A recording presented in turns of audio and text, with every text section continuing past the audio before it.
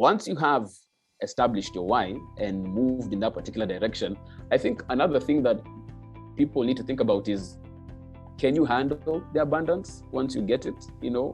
If I can use my previous example of me trying to get back in shape, can I handle it once I get it? If I woke up tomorrow with a six-pack and all of that, will I be this vain creature who can't wear a shirt in public anymore? I'm that weird guy in a restaurant shirtless because I have it. Weird picture, but you get what I mean. And if you look at it in any other way as well, in terms of once you've achieved the success you want to achieve, or gotten the abundance you want to achieve, can you handle it? Will it expose parts of you that have been latent or hidden because you didn't have it? And now that you have it, you change. The people usually say, money changed so and so. It really didn't change. It just actually exposed the fact that they couldn't handle it. Before they didn't have it, there was nothing to handle. There's an interesting example that Waithaka gave in one of the classes that I attended at Centonomy. And he was talking about the fact that, yes, everybody wants to be a very successful business person. Again, can you handle it? Can you handle what comes with doing multi-million shilling deals? Can you handle the tax issues that come with that, the regulatory issues that come with that, the people skills that are needed even within the organization to do that? Can you handle that? That's a question that you need to ask yourself and be honest about it, because at times when you take it to that level, then you probably realize, no, maybe that's not what I want. It will steal my joy as I try to do that, because that's going to be a full-time job, as well. So it's good to take yourself there, again, like that was pointed out, mentally. Take yourself to that point where you have achieved whatever it is you want to achieve in whichever sphere, rather, and then ask yourself, can you handle what it takes to be there?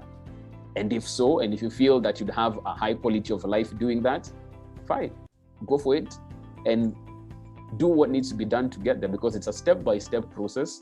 And every step of the way, you learn new things about yourself and what you're dealing with.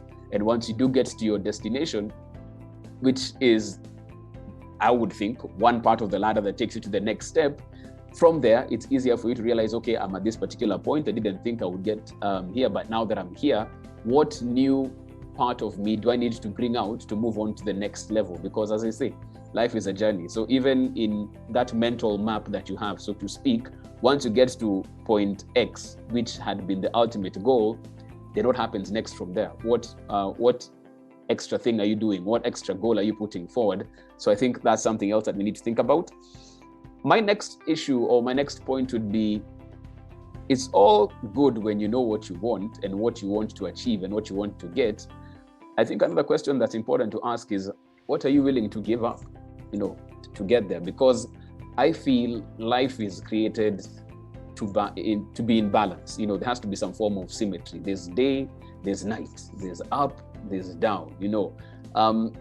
For all you want to have, the things you have to let go of. For me, that's just a principle I feel works in life. If you want to be a very good athlete, there are things you're going to have to give up. There are things you might not have to eat. There's a certain physical regimen you'll have to follow. You won't be able to stay out at night as long as other people do, because that's how you keep the balance. That's how you keep the symmetry. If you want to be a very good student, even in school, if you're getting your master's or PhD or undergrad or high school, depending on the level that you are, to get that particular level of success, there's something that you need to let go of. That's how you keep the balance. It's just that simple. At times you complicate these things, but it's how you keep the scale, in keel on an even level. If you want to go to this particular point, there's something that you need to let go so that you stay in that particular space. And again, even as we're all on that journey trying to get there, it's a question you need to ask yourself. What are you willing to give up together? Because there's something that you'll need to let go of to move to the next level. That's there's that popular saying that for someone to get to a place they haven't gotten to, they have to do something they've never done. And that's important for you to think about. What are you willing to give up to get to that particular level? What do you feel you'll need to let go of?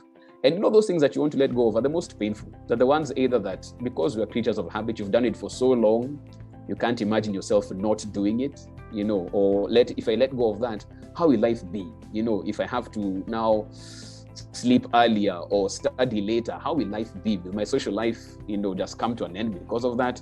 If I have to be more prudent with my finances, what does that mean for the things that I like to do, for going out and enjoying your weekend and all of that? I don't know. But again, I think the beauty about this particular session that we're having this particular day, wherever we are, is that it's very introspective. It's one of those things that even as we talk about it here, you sit down, you jot all of these things down, and you're honest with yourself. You look at that piece of paper, you look at yourself in the mirror, and you have the toughest conversations, which are with yourself on how to move forward. There are people around you who will be excellent support systems. You can vet your people, your closest friends, your mentors, who will help you move along the journey. But at the end of the day, you're the one moving. They only help, So this is a part that you sit down and you realize, okay, probably I've been falling short because this is what I've been supposed to have let go of. I haven't let go of it, and that's why I'm still at the same spot. Why I'm not getting to that level of abundance that I need to be, and this is what I need to do that. So for the beauty about this particular session is the fact that it calls on a lot of introspection moving forward and having those tough conversations with self. Another point for me in terms of this abundant life set is something that Reverend Jackie just took the words from my mouth: discipline. Because for me, discipline is doing things that need to be done when you don't want to do them, because with anything in life, there's like a first phase, that first time when it's still new, it's unique, you're feeling motivated to do it, you've just saved your first 1,000 shillings, you're like, yes, 1,000 shillings today, if I do this diligently, I will get to a certain point at this time, and it feels nice now.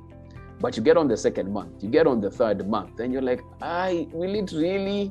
It's not adding up as fast as I thought, and how many more months, and now there's this bill that has come up, and there's this thing I want to do, because there's always competing needs. And that's when the discipline kicks in, when you don't want to do it, but the only way to get to that next level, to get closer to what we are calling abundance, is keeping to that promise that you made to yourself in terms of the discipline moving forward.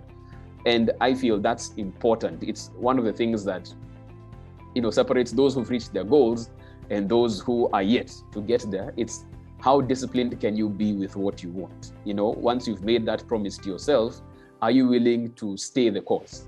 And the course, at times, there are so many curveballs that will come your way. But at the end of the day, you have your true north.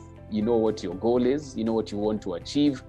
Can you stay the course? And I think what helps in staying the course is that aspect of, discipline. Just even when it doesn't feel like the most joyous thing to do, you don't want to wake up in the morning because yesterday was a late night, because there was something else, and there's a reason behind it, but you still need to get it done, because you know what you want. You know why you want that particular level of abundance,